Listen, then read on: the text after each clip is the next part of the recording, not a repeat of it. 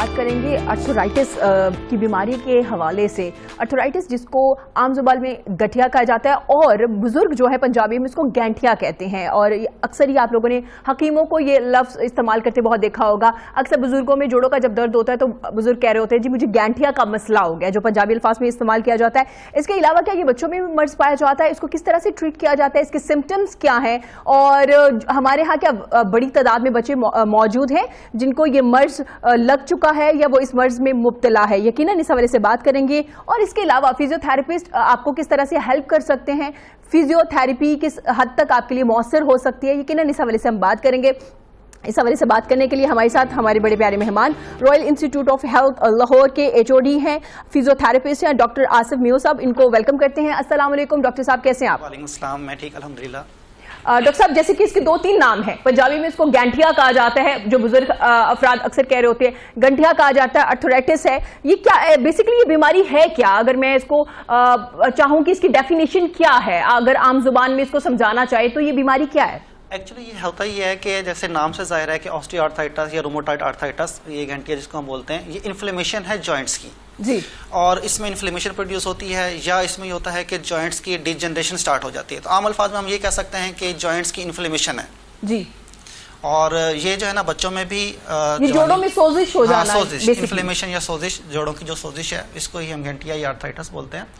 ये 2-3 तरह का हो सकता है, मतलब फॉर एग्जांपल या डिजेनरेटिव आर्थराइटिस हो सकता है या इन्फ्लेमेटरी आर्थराइटिस हो सकता है। ठीक है। तो अगर देखें, अगर हम एज के एस्पेक्ट से देखें तो जैसे ऑस्टियोआर्थराइटिस है, ये 40 ईयर्स के बाद डेवलप होना स्टार्ट होता है और ये विद प्रोसेस है।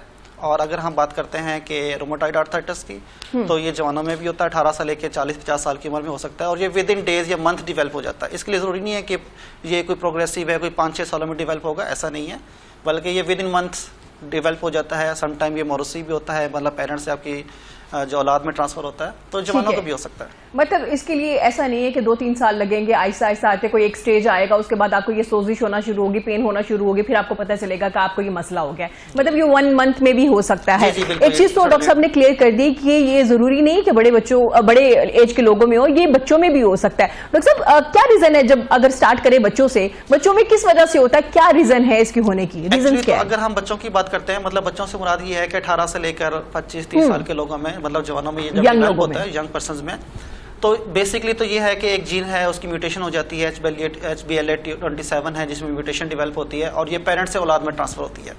तो अगर ये रिसेसिव है, अगर फॉर एग्जांपल ये अगर प्रोमिनेंट हो जाती है तो ये डेवलप हो जाती है और विद इन 1 मंथ 2 मंथ्स ये डेवलप हो जाती है और जोड़ों में सोजन आना स्टार्ट हो जाती है। खासतौर पे जो स्मॉल जॉइंट्स हैं, जैसे उंगलियों के जॉइंट्स हैं, जो है ना, इनमें डेवलप हो जाती है। और इसमें लाजमी नहीं है कि दोनों हाथों में डेवलप हो, दोनों पाँव में डेवलप हो, तो एक साइड पे भी डेवलप हो सकती है, यूनिलैटरल भी हो सकती है। ठीक है, डेफिनेटली हो जाती है। अच्छा, ठीक है। डॉक्टर साहब, आप बताइएगा इसके सिम्टम्स क्या हैं? जैसे आपने बताया सोजिश हो जाती है, लेकिन एक आम इंसान जो है उसको कैसे पता चलेगा? उसको तो ये लगना शुरू हो जाएगा शायद मैं ज्यादा काम कर रहा हूँ, थकावट हो गई है, जोड़ों में दर्द इसलिए हो रहा है, या मेरी डाइट ठीक नहीं है, या मैं वॉक नहीं कर रहा, या मैं एक्सरसाइज नहीं कर रहा। 3-4 चीजें जो हम फौरन से सोच लेते हैं, क्योंकि हम बहुत जल्द बीमारी का नहीं सोचते अनटिल अनलेस जब तक हम डॉक्टर के पास ना जाएं, ये लास्ट स्टेज पे ना पहुंच जाए, जब हालात ज्यादा खराब ना हो जाए, तब तक हम डॉक्टर पे तो जाते ही नहीं है ना। हम खुद से ही वो तुक्के लगाना शुरू कर देते, मुझे ये मसला हो गया होगा, पेन किलर ले लीजिए। तो इसके सिम्टम्स क्या हैं? इसके सिम्टम्स देखें ना, सबसे पहले तो आपके, अगर हम स्मॉल जॉइंट्स की बात करते हैं तो सबसे पहले इन्फ्लेमेशन डेवलप होगी। ठीक है। आपकी जो रेंज ऑफ मूवमेंट है, जैसे आपकी रिस्ट की मूवमेंट है, ये मूवमेंट रिस्ट्रिक्ट हो जाएगी, कम मूव कर सकेगा, मूवमेंट करने से पेन होगी। दूसरा ये है कि जब सुबह उठेंगे तो मॉर्निंग स्टिफनेस होगी, जो आधा घंटा तक जो है ना जो रह सकती है, आधा घंटे के बाद आहिस्ता आहिस्ता खुद ब खुद सबसाइड कर जाती है। और डेली बेसिस पे अगर देखते हैं, सुबह उठे हैं, सुबह उंगलियों में सोजन है या जोड़ों में सोजन मौजूद है और आधे घंटे के बाद खुद ब खुद सबसाइड करे, तो डेफिनेटली आपको सोचना चाहिए कि आपका आर्थराइटिस डेवलप हो गया। ठीक है, मतलब ये 3-4 सिम्टम्स हैं जिनसे आपको अंदाजा होना शुरू हो जाएगा। डॉक्टर साहब, किस तरह से महफूज बनाया जा सकता है बच्चों को, अगर आपके पेरेंट्स में, आपके ग्रैंडफादर में या मदर में ये चीज अगर है, और आप अपने आप को किस तरह से इस बीमारी से बचा सकते हैं? अच्छा, एक तो ये है कि अगर फॉर एग्जांपल ये मोरोसी है और जीन्स की वजह से हो रही, तो ये डेवलप होगी, इसको आप रोक नहीं सकते डेवलप होने से। लेकिन कितने % चांसेस होते हैं? मतलब ये है कि अब इसकी रेशियो बहुत कम है, लेकिन होता ये है कि इसमें 2 टीमें काम करती हैं, फिजियोथेरेपिस्ट और रोमेटोलॉजी डिपार्टमेंट। ठीक है। जो रोमेटोलॉजिस्ट हैं वो डेफिनेटली इसको मेडिसिन देंगे, जिसकी वजह से जो इनकी एपिसोड होने की चांसेस है वो कम है। एग्जांपल, ये 2 फेजेज में हम इसको डिफाइन करते हैं कि एक्टिव फेज है या ये नॉन एक्टिव फेज है। एक्टिव फेज के अंदर तो डेफिनेटली पेशेंट को बहुत स्टिफनेस फील होगी, बहुत पेन होगा और मूवमेंट रिस्ट्रिक्टेड होगी। वो अगर फॉर एग्जांपल 1 महीने या 2 महीने एक्टिव फेज रही है तो उसके बाद नॉन एक्टिव फेज भी आती है। वो नॉन एक्टिव फेज वो टाइम है जिसके अंदर आप फिजिकल थेरेपी से रब्ता कर सकते हैं, अपनी मूवमेंट कर सकते हैं। अब हमारा टारगेट क्या है? टारगेट ये है कि नॉन एक्टिव फेज को प्रोलॉन्ग किया जाए, कि वो एक्टिव फेज दोबारा ना आए।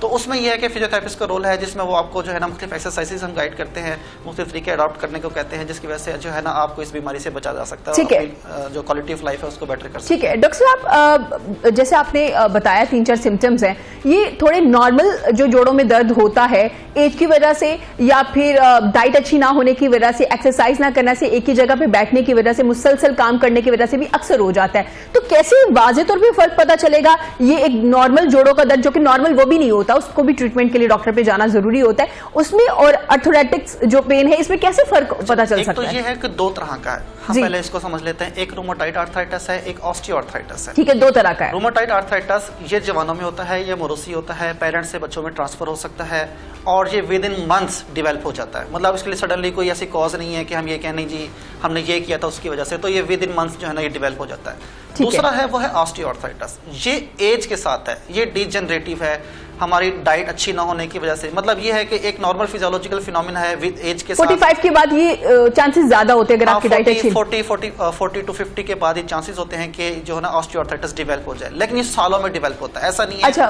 वक्त के साथ साथ। जी, वक्त के साथ साथ डेवलप होता है। ये एक तो ये होता है कि आपका अगर डाइट अच्छी नहीं है, डाइट में कैल्शियम लेवल कम है, अगर आप फास्फोरस कम इस्तेमाल कर रहे हैं, आप सब्जियां कम इस्तेमाल करते हैं, दूध नहीं इस्तेमाल करते, अंडे इस्तेमाल नहीं करते, तो ये जो डिवेल्प होने के चांसेस ये होते हैं कि जल्दी डिवेल्प हो जाते हैं 40 एज में, 35 टू।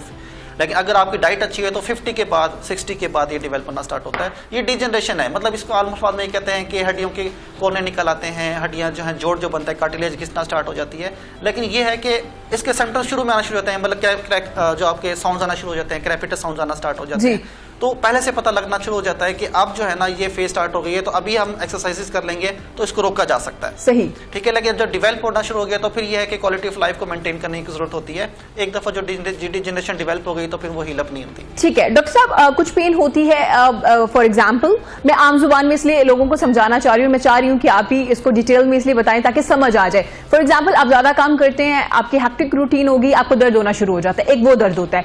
एक दर्द, क्या ये वो दर्द है जो मुसलसल रहता है, कुछ अरसे रहता है, फॉर एग्जाम्पल 3 दिन 4 दिन 5 दिन रहेगा, या पूरे दिन में एक बार होगा और उसके बाद अगर पेन किलर या थोड़ा आप रेस्ट करते हैं तो ठीक हो जाएगा, ये मुसलसल रहता है ये वाला पेन? एक तो ये है कि आप जो बात कर रही हैं कि हम बैठे रहे हैं बहुत देर तक या हम लोग बहुत काम करते रहे, तो उसकी वजह से जो पेन डेवलप हो रहा है वो फटीग की वजह से, हाँ, फटीग की वजह से, आर्थराइटिस नहीं है, वो ठीक हो जाता है ना रेस्ट करने से। हाँ, तो ये पेन कितनी देर तक रहता है? मसल्स होते हैं, जैसे फॉर एग्जांपल हमारे 2 तरह के ग्रुप हैं मसल्स के हमारी बॉडी में।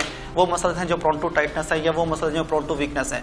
तो होता ही है जो प्रोन टू टाइटनेस मसल्स है उनको हम ज्यादा यूज करना शुरू कर देते हैं और प्रोन टू जो वीकनेस मसल्स उनको हम यूज नहीं करते। ठीक है। तो जो टाइटनेस मसल है वो डेफिनेटली पेन का काज करना स्टार्ट कर देते हैं। अगर हम उसको प्रॉपर एक्सरसाइजेस करें, हम अब काम के दौरान बीच में ब्रेक लें, तो उस पेन से बचा जा सकता है, वो आर्थराइटिस नहीं है। लेकिन एक चीज और भी है, फॉर एग्जांपल यूरिक एसिड। अगर हम हमारी खुराक के अंदर अगर हम प्रोटीन इंटेक ज्यादा ले रहे हैं और यूरिक एसिड ज्यादा शुरू हो गया, अगर यूरिक एसिड के एक्यूमुलेशन की वजह से भी सेम ऐसा पेन फील होता है जैसे हमें आर्थराइटिस डेवलप हो गया है, तो इसको गाउट बोलते हैं। तो डेफिनेटली अगर पेशेंट को पेन है और पेशेंट रात को सोया हुआ है और सडनली वो कहता है कि मेरे जो पाँव का घुटना है और पाँव का जो अंगूठा है और उसमें इतना सीवियर पेन हो रहा है जैसे किसी कोई सांप काट गया या कोई जहरीला जानवर काट गया, तो इस तरह का सीवियर सडनली पेन स्टार्ट होता है, तो वो गाउट है बेसिकली। तो वो उसमें आपने जरूर चेक कराना होता है कि यूरिक एसिड तो नहीं इंक्रीज कर गया। अगर यूरिक एसिड 7 से क्रॉस कर गया तो डेफिनेटली चांसेस है कि वो यूरिक एसिड की वजह से जो है ना आपको पेन डेवलप हो सकता है। ठीक हो गया डॉक्टर साहब, बच्चों में बढ़ती हुई तादाद इस मर्ज की क्या वजह है? क्यों हमारे जो बच्चे हैं वो ज्यादा मुब्तला हो रहे हैं इस मर्ज में? जी बिल्कुल ऐसे है कि जो जनरेशन है उसमें आर्थराइटिस के चांसेस जो है ना ज्यादा हैं। इसकी 2 वजह हो सकती हैं जी।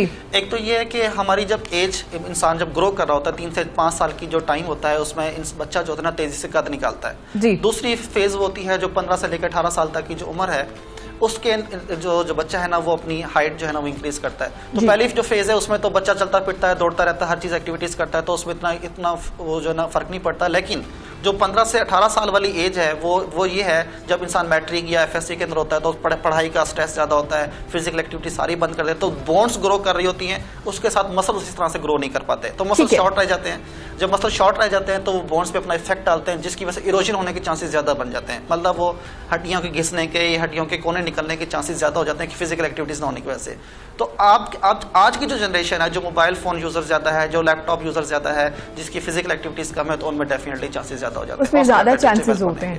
ठीक है, इसका मतलब है हमारे यहाँ बच्चों में ज़्यादा तादाद में ये मर्ज मौजूद हैं और बच्चे ज़्यादा मुब्तला हो रहे हैं क्योंकि फिजिकल एक्टिविटीज़ उनकी बहुत कम है, आउटडोर एक्टिविटीज़ बहुत कम है। कुछ लोगों को कुछ बच्चों को स्टडी का प्रेशर है, कुछ लोग वैसे ही थोड़े लेजी होते हैं, वो लोग नहीं बाहर जाते। इंडोर एक्टिविटीज़ लाइक जैसे फ़ोन वगैरह ज़्यादा यूज़ कर लिया, गेम्स वगैरह खेल लिए, तो वो ज़्यादा इसमें मसरूफ़ रहते हैं, जिसकी वजह से ये प्रॉब्लम हो सकता है। तो आपको बहुत ज़्यादा केयरफुल होना चाहिए, अपने बच्चों को हमेशा आउटडोर एक्टिविटीज़ में ज़रूर लेके जाइए, ग्राउंड्स में ज़रूर लेके जाइए, वॉक में ज़रूर लेके जाइए, ये बहुत ज़्यादा इंपॉर्टेंट चीज़ है। अगर आपके बच्चों की बॉन्ड्स ही स्ट्रॉन्ग नहीं है तो वो आगे आगे कैसे काम कर सकते हैं, मुस्तकबिल उनका कितना ब्राइट होगा, आप खुद सोच लीजिए। डॉक्टर साहब, इसका ट्रीटमेंट क्या है? जैसे आपने एजड लोगों की बात की कि वो वक्त के साथ साथ, एज के साथ साथ वो बीमारी लग रही होती है आपको, तो क्या उस वक्त भी फिजियोथेरेपी जो है वो आपके लिए फायदेमंद हो सकती है? जी बिल्कुल, इसमें ऐसे है कि जैसे रोमेटोलॉजी आर्थराइटिस है, रोमेटॉइड आर्थराइटिस है, इसमें यह है कि ये तो डेफिनेटली हमने कहा कि रोमेटोलॉजी के साथ मिलकर हम काम करते हैं। एक्टिव फेज के अंदर हम उससे कहते हैं कि कंप्रेशन रखे, आइसिंग करे, अपनी स्वेलिंग कम करे, जितनी स्वेलिंग कम होती जाएगी डेफिनेटली मूवमेंट करना आसान हो जाएगी। एक तो ये है कि ये तो यंग पर्सन में, लेकिन जो आप बात कर रही है कि एज के साथ होता ये है कि ये इंसान को पता चलना स्टार्ट हो जाता है कि डेफिनेटली जॉइंट में प्रॉब्लम आना स्टार्ट हो गया, ठीक है। और जो है ना इसमें क्रेपिटस साउंड, जैसे हम अल्फाज में कहते हैं कड़ाके निकल रहे हैं जॉइंट से, मूवमेंट करते हैं तो कड़ाके, जब आप बैठते हैं बाकायदा आवाज आती है, पाँव से आती है, शोल्डर से आती है, तो ये उसमें होता ही है कि आपने डेफिनेटली अपने थेरेपिस्ट से जो है ना आपने रुजू करना है। उसमें वो जो है आपको प्रॉपर एक्सरसाइज प्लान बना के देगा, ताकि कुछ मसल्स ऐसे हैं जो बहुत ज़्यादा टाइट हो गए, उनकी स्ट्रेचिंग एक्सरसाइजेज हैं, कुछ मसल्स ऐसे हैं जो वीक हो गए, उनकी स्ट्रेंथनिंग एक्सरसाइजेज हैं। तो उनको जिस तरह आप डेली सुबह उठते हैं और डेली उठ के आप सब टूथपेस्ट करते हैं, और डेफिनेटली टीथ की हेल्थ के लिए बहुत ज़रूरी है, लेकिन अगर आप पेस्ट करना बंद कर दें तो डेफिनेटली जो कीड़ा जो है दांतों को लगना था 10-15 साल के बाद वो फ़ौरन आपको लग जाएगा। तो इस तरह से सिमिलरली ऐसा ही है कि एक्सरसाइजेस आपने पार्ट का बनाना है, तो उसमें यह है कि जो ऑस्टियोआर्थराइटिस के डेवलप होने के चांसेस हैं वो कम हो जाते हैं और जो क्वालिटी ऑफ लाइफ है वो बेटर हो जाती है। ठीक है डॉक्टर साहब, इसमें डाइट का क्या रोल है? अगर आप एजड हैं तो भी डाइट का क्या रोल है, और अगर यंग बच्चे हैं उनमें भी ये स्टार्ट है और आपको पता चल रहा है, सिम्टम से आपको अंदाजा हो रहा है कि आपकी फिजिकल एक्टिविटी नहीं है और आप उस तरह से एक्टिव नहीं है as compare to other kids जो साथ बच्चे आपके पढ़ रहे होते हैं, खेल रहे होते हैं, तो डाइट का क्या रोल है? पेरेंट्स को डाइट पे कितना फोकस करना चाहिए बच्चों के? कैल्शियम इंटेक, कैल्शियम जो है ना वो बेसिकली हमारी बोन्स का एक मेजर पार्ट है। बोन्स की स्ट्रेंथ के अंदर कैल्शियम का एक बहुत बड़ा रोल है। अगर कैल्शियम हमारी बॉडी में किसी वजह से कम हो जाती है, तो ब्लड के अंदर एक कैल्शियम है जिसमें मसल्स की जो मूवमेंट है वो कैल्शियम की वजह से है। तो होता ही है कि अगर ब्लड के अंदर कैल्शियम का लेवल कम हो गया तो वो बोन्स से कैल्शियम निकालना शुरू कर देता है और बोन्स वीक होना स्टार्ट हो जाती हैं। तो डेफिनेटली दूध जो है वो एक मेजर पार्ट है, जो अंडे हैं वो कैल्शियम डेफिनेटली हमें प्रोवाइड करता है। दूसरा है विटामिन डी। ठीक है, विटामिन डी भी बोन्स की हेल्थ के लिए बहुत जरूरी है। हमारी बॉडी के अंदर नॉर्मली होता है लेकिन वो सोया हुआ होता है, तो जो सुबह सूरज की जो किरणें हैं वो बेसिकली उसको एक्टिवेट करती हैं, और जब एक्टिवेट करती हैं तो फिर हम विटामिन डी जो है उसको इस्तेमाल कर सकते हैं, या फिर ये एक्सटर्नल मेडिसिन मौजूद है जिसे विटामिन डी हम जो है ना इंटेक कर सकते हैं। ठीक है, बहुत शुक्रिया डॉक्टर साहब, आपके कीमती वक्त का बहुत ही डिटेल में आपने इस मर्ज के हवाले से हमें बताया, और स्पेशली बच्चों के लिए बहुत ज़्यादा इंपॉर्टेंट है। अपनी डाइट का खास ख्याल रखें, अपनी फिजिकल एक्टिविटी का खास ख्याल रखें, आउटडोर एक्टिविटी का खास ख्याल रखें, और डाइट का पेरेंट्स को भी चाहिए डाइट का खास ख्याल रखें। जो बच्चे आपके इंटेक कर रहे हैं, जूसेस ले रहे हैं, उस पर फोकस कीजिए, वो उसके लिए कितने फ़ायदेमंद है कितने नहीं, क्योंकि आजकल हम जंक फूड वगैरह ज़्यादा खा रहे होते हैं, हम हेल्दी फूड नहीं इस्तेमाल कर रहे होते। इसके बाद न सिर्फ ये जोड़ों का दर्द, इसके अलावा भी बहुत से मसाइल हमें यंग एज में फेस करने पड़ते हैं। नाज़रीन, यहाँ वक्त हो छोटे से ब्रेक का, ब्रेक के बाद हाजिर होंगे। देखते रहिएगा पाकिस्तान के साथ।